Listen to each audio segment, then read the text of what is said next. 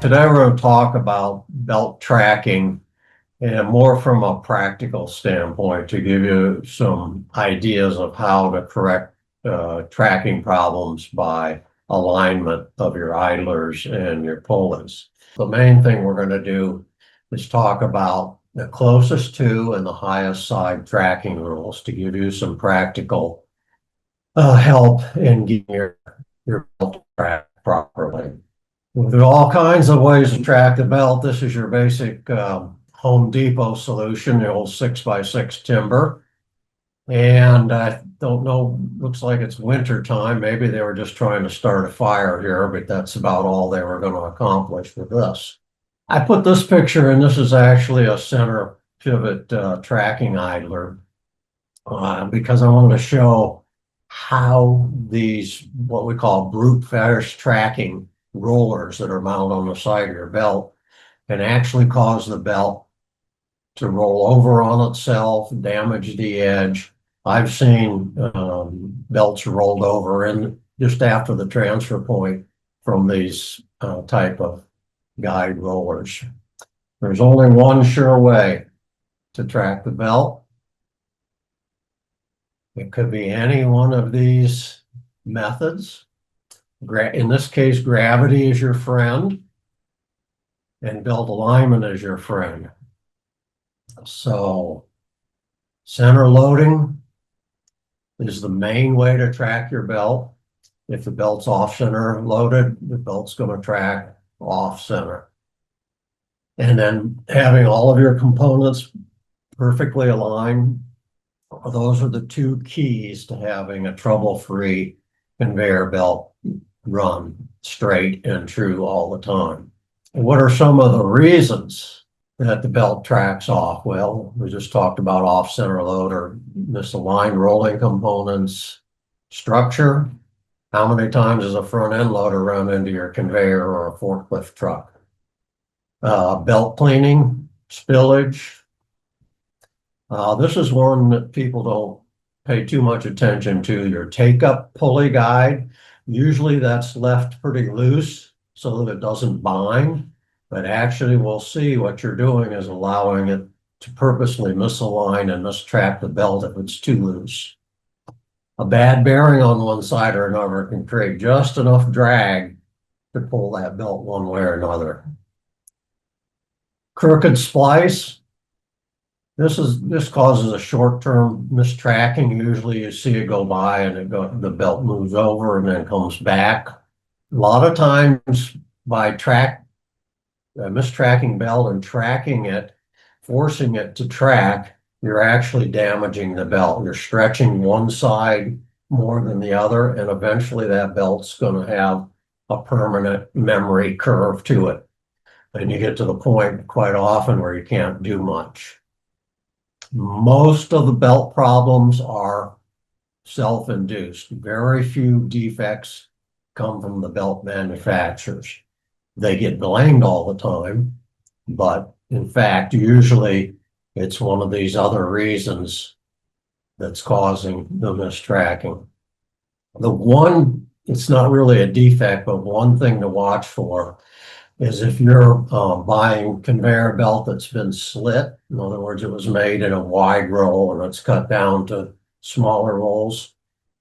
The thickness in the center of the belt is often different than on the edges, and maybe only a millimeter or so, but that can actually make a difference. Had a case just recently where the belt it took a long time, like an hour, to move over to one side. And no matter what they did, they couldn't get it back. Well, it turns out one side of the belt was thicker than the other. And the solution to that is put in some tracking devices. Well, tracking devices, there's a whole bunch of them. There's most of them are your center pivot devices like this.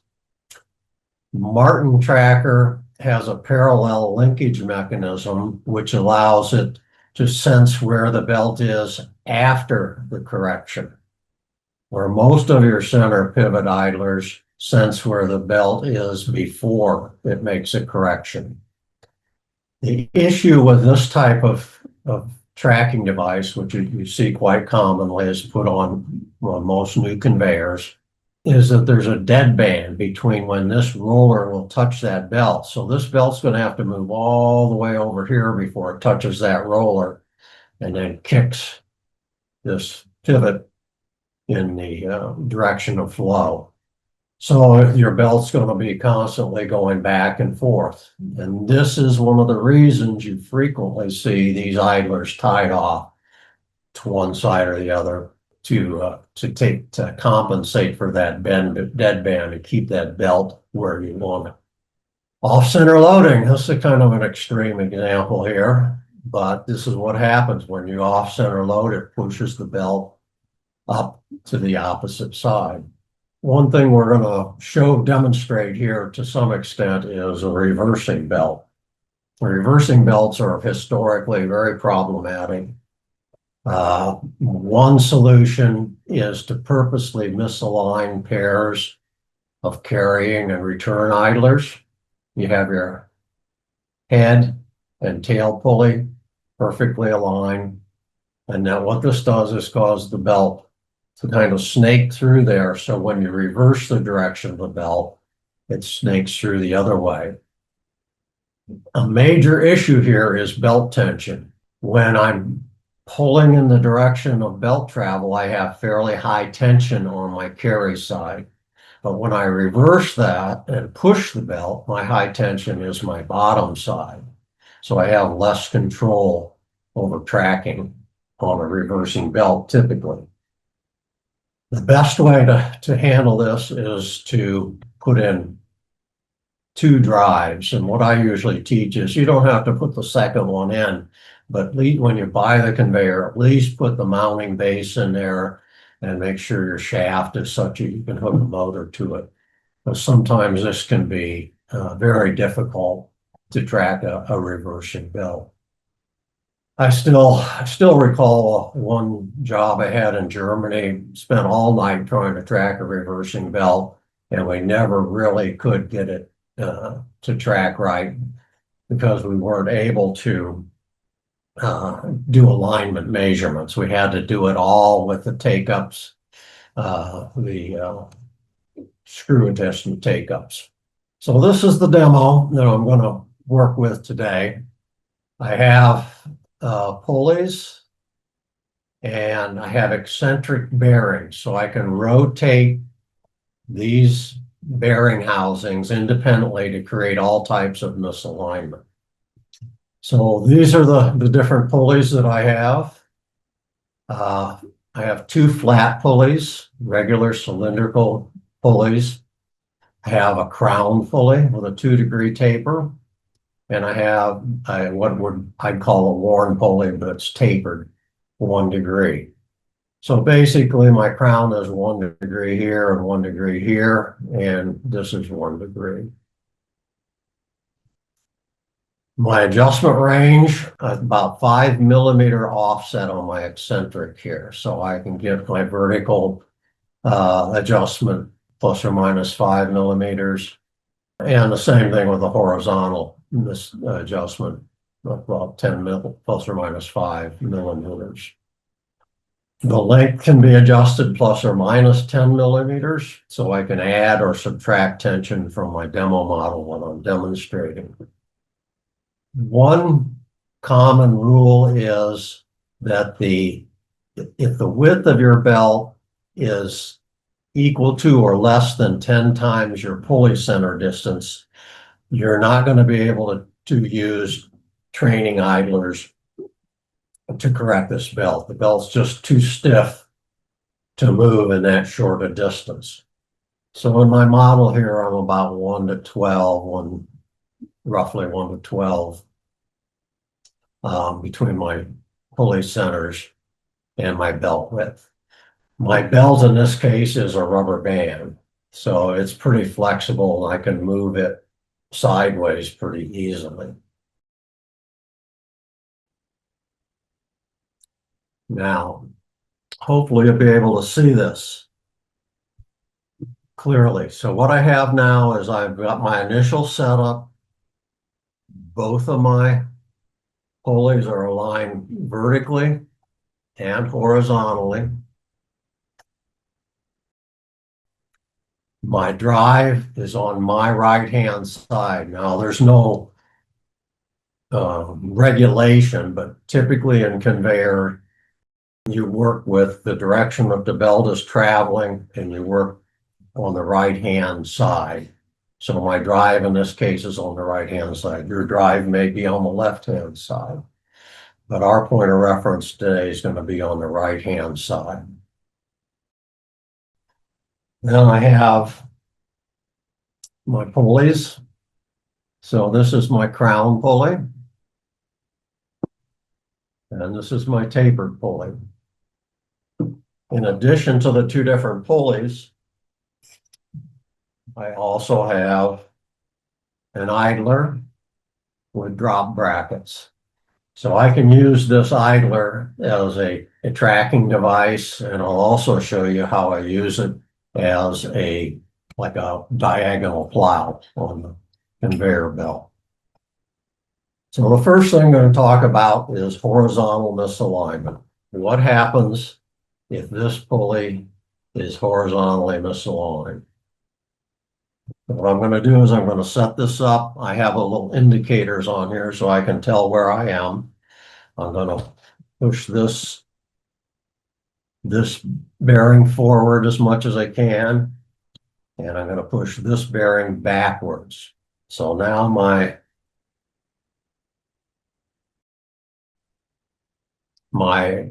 pulley is misaligned like this. It's level to this pulley. This pulley is still perfectly horizontal and square. Now, I'll put my belt roughly in the center. And you see that the belt wants to move to my right. The rule is that on a horizontal misalignment, the belt wants to move to the side it touches first.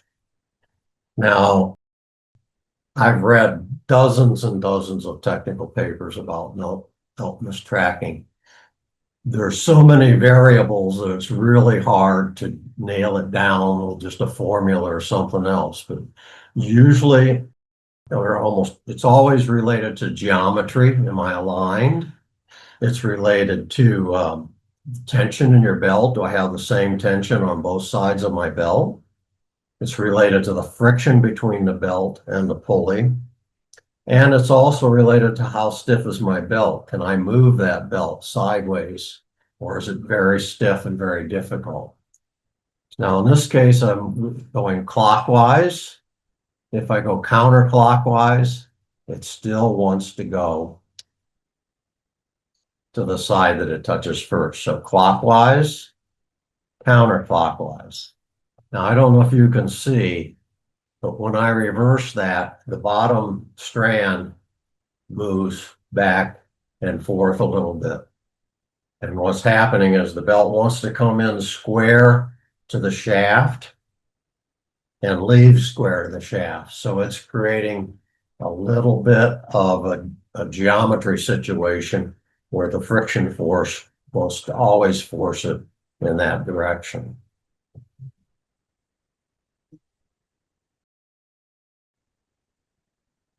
Now I'm going to misadjust this drive pulley vertically.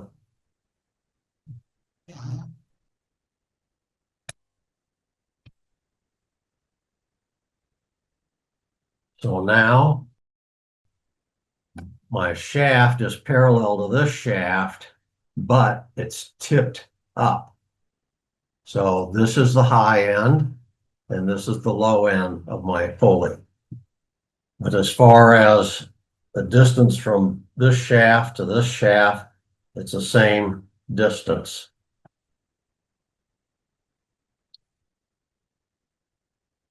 So all I've done is pure vertical misalignment.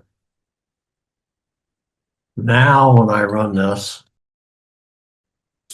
and it takes some time to do this, it's a geometry issue, it runs to the high side. Some people call that the high tension side. So that's clockwise. And when I run it counterclockwise, it still wants to run to my left or the high side. It takes a while to do this on this belt. Now, when I said it still runs to the high side, did you notice when I'm going counterclockwise that it actually goes to my right? That's because the way I'm powering the belt is on the bottom. So it's actually correct that it's running to the right when I go counterclockwise, because this is now the high side. Or if I go clockwise,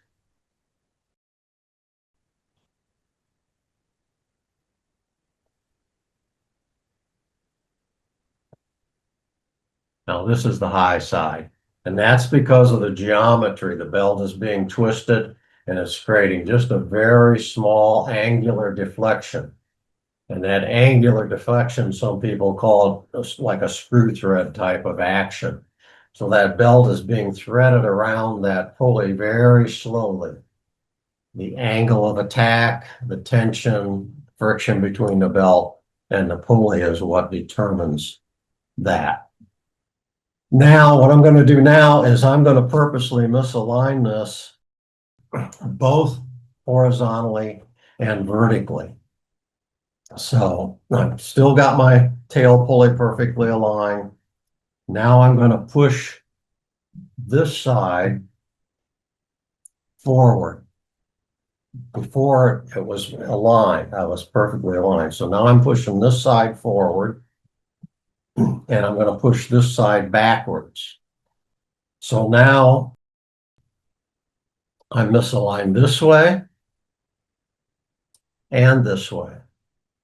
My tail pulley is still in alignment, perfect alignment. Put my belt back in the center. And if I go clockwise, it moves very fast to my right hand. If I go counterclockwise, it still moves very fast to the right hand. So in this case, the dominant misalignment is my horizontal because it wants to go to the side of the pulley that it touches first. If my dominant misalignment was vertical, then my belt would travel one way with clockwise rotation and then the other way with counterclockwise. So from a helpful standpoint, the best way to start to debug your problem is get your shafts horizontal, because we know when you're misaligned horizontally, it always wants to touch the side of the pulley that it touches first. So this helps you eliminate this combination of vertical and horizontal misalignment. So now I want to put, I'm going to change pulleys now. So what I'm going to do is take out one of these bearings. So now I have, this is a crown pulley and it's perfectly aligned horizontally and vertically. And this tail pulley is still perfectly aligned horizontally and vertically. I have the belt in the center, and of course we would expect the belt to track in the center. Now I didn't mention earlier, but I got just a little bit of wiggle in these bearings, and I got a little bit of shaft end play, which sometimes affects my results. But in general, this demo model demonstrates the different mistracking. So I'm going to purposely mistrack this belt on this crown pulley. And you see how quickly it comes. The belt is traveling to the high side. If this pulley was only misaligned vertically one way, it would travel all the way to the edge. But here, because I've got a crown, it travels to the center. Now, what happens? I went clockwise that time. What happens if I go counterclockwise? Same thing. Basically, your belt's trying to come in square to your shaft. And that's why if your shaft is not square or it's vertical, you create unequal tensions. And that tension fights with the friction force here trying to keep it centered. And it's really just, there's a whole bunch of variables on which one dominates. And we saw that when I had both horizontal and vertical misalignment. In that case, it was the horizontal alignment, which was more powerful tracking force. So that's why crown pulleys are used. Now, you can't use crown pulley on a steel cable belt because it puts a lot more tension in the center of the belt than the edges and destroys the bond between the cables and the rubber. But you can use them on fabric belts. It does create some problems with belt cleaning. Typically, if you're using a crown pulley, you want to clean the belt after it leaves the pulley, because with the center being higher than the sides, when you force that belt cleaner across there, you're going to wear the center of your belt. Now, I'm going to purposely misalign this tail pulley a little bit. So now it's no longer level, and it's tilted back this way. So I've got a little bit of this side is lower than this side, and this side is farther back. And we'll see what happens.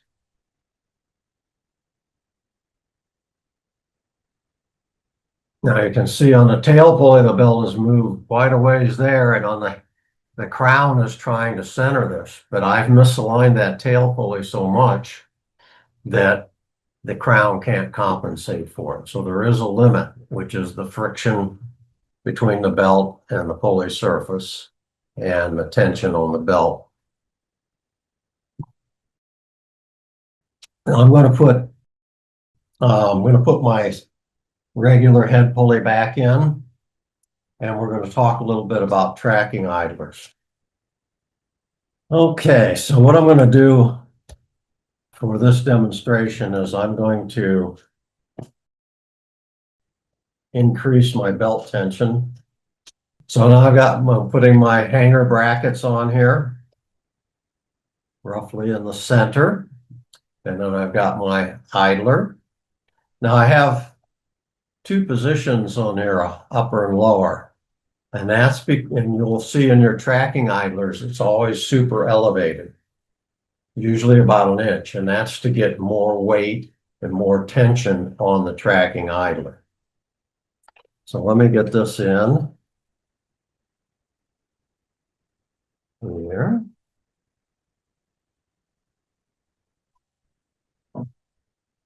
Now, it may be hard to see, but there is a slight deflection in the belt as it goes over this idler. Now, theoretically, since I'm aligned vertically and horizontally in both pulleys, my belt should track pretty close to the center. And you can see I've got a little bit of. So now I'm going to turn this tracking idler, and you'll see that it's this way. Now, did you see how that belt moved when I see how it moved over? It actually bent the belt. It's contacting the side of this training idler that it hits first.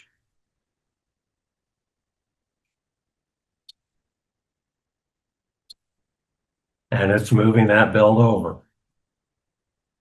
And what it's going to do is going to move it over until there's an equilibrium between the friction here, and here. Now I'm going to increase the tension by dropping my shafts to the lowest point. Now I'm still aligned horizontally and vertically in both cases, but now I've got more tension on that belt. I'll put my belt back in the center. My training idler. Now my idler is square. Everything's square. And we should run pretty close to the center. Now I'm going to put my tracking idler like this.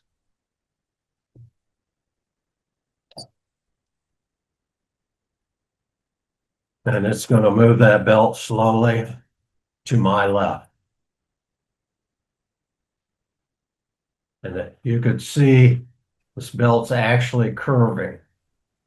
But then when it comes out of the bottom, because my shafts are perfectly parallel, it's a straight line on the bottom. It wants to come into this pulley and this pulley square, but it can't because we've bent it here.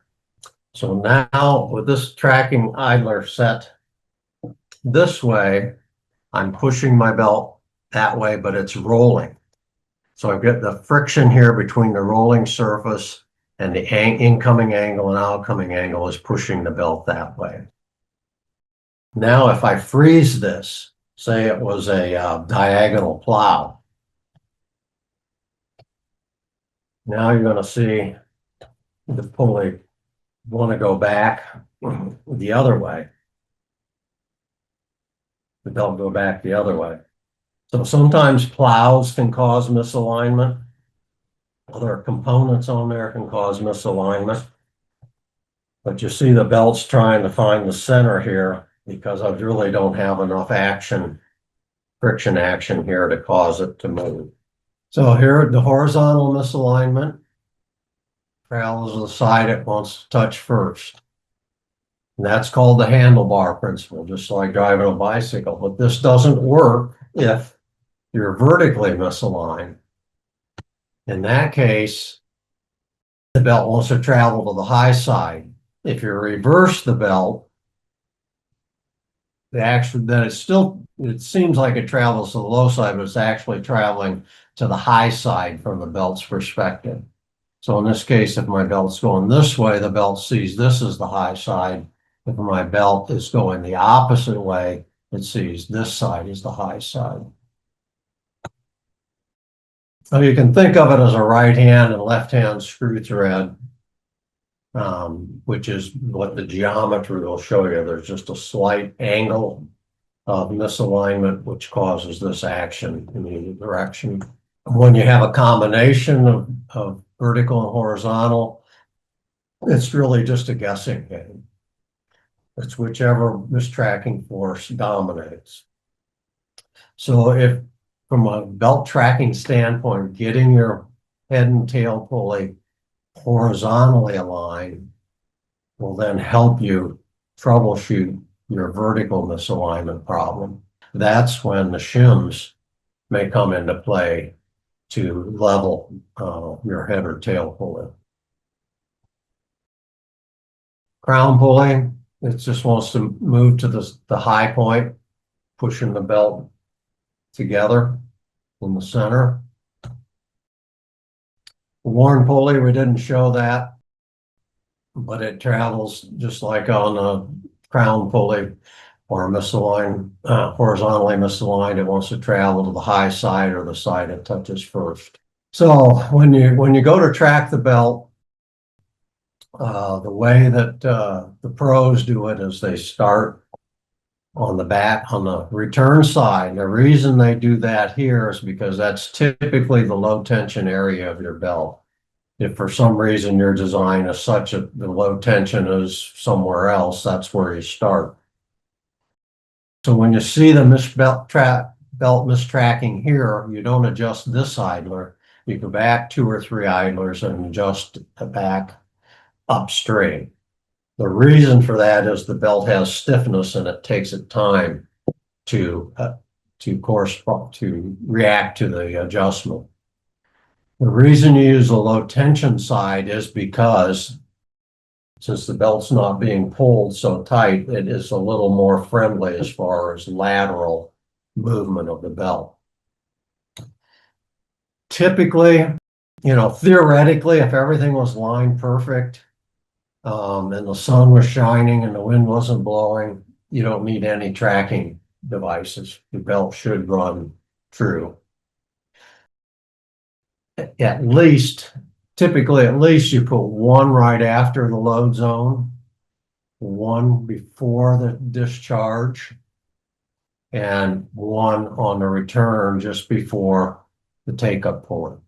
This is the area that's most critical right here. You want that belt coming into the center of your load zone so you can center load it. And then gravity is going to take over for most of the rest of the way. Aligning a conveyor belt is as much an art as it is a science. Typically, you have one person in your facility that's pretty good at this. That one person should be in charge of all belt conveyor alignments. If you have two people out there, both of them knocking idlers one way or another, or putting shims under bearings here and there, nobody really understands what was done and what the reaction was when that was done. So it's very critical that one person is in charge. Now, he can have some subordinates, on the phone, and you tell them what to do, but one person should be in charge of it. You've got to align all of your main pulleys. You've got to have a uniform belt tension, and your idlers have to be aligned. Now, there are some other ways of dealing with alignment. Here we're talking about, these are the tolerances. This is from SEMA, Appendix D. They're belt installation standards. Your shaft has to be level plus or minus a 32nd of an inch, and it has to be square plus or minus 32nd of an inch to your other pulley. And typically you measure from a journal, but if you have no choice, you can put a level on top of the pulley belt here, but the best way is to level from your journals. You can buy idlers that are tipped in the direction of belt travel, and what this does is creates a centering force towards the center of the belt. These idlers, because the belt is rubbing on this, it's not square to it, they cause bottom cover wear. Same thing with your misaligned head and tail pulley, they cause bottom cover wear and lagging wear. So usually you don't see a whole conveyor with these installed, you'll see one every 4 or 5 conveyors to help track the belt. I've seen situations where they put these in backwards and you have no chance at tracking the belt. When we talk about knocking idlers, this is what we're talking about, skewing them compared to the center line of the conveyor belt. The recommendation is you make small changes, 3 millimeters, 1/8 of an inch at a time. Run that belt several revolutions and see what the effect is before you make more. Same thing on your return idlers, same process. Not only does this cause some bottom cover wear, but it consumes more energy. There was a article several years ago on a conveyor about 1,000 feet long, had a 900 horsepower drive, and it was tripping out the drive. They did a laser survey and found out that on average, the idlers were out of alignment by 1 inch. They brought that back to where the idlers were within 1/4 of an inch, which is the SEMA standard, installation standard as far as your idler bases. And the power requirement dropped to 750 kilowatts from 900. So you can imagine considering going from a 900 kilowatt to 1,000 kilowatt motor versus just paying somebody to come in and do laser alignment for a couple of days. And the energy savings alone on that, in that particular example, was $100,000 a year. So very significant. Structure, same type of thing. SEMA has a standard on this. You're a little more leeway on your structure, squareness and height. So we're talking about plus or minus 1/8 of an inch for the width, and height here, plus or minus an eighth here. So those are all things that you've got to pay attention to if you want to track your belt. That's a lot of information. There's a lot more I'd like to tell you, but in this time frame, that's about all we can get done. I hope it was educational. So horizontal touches the side first, vertical, it goes to the high side. Thank you very much.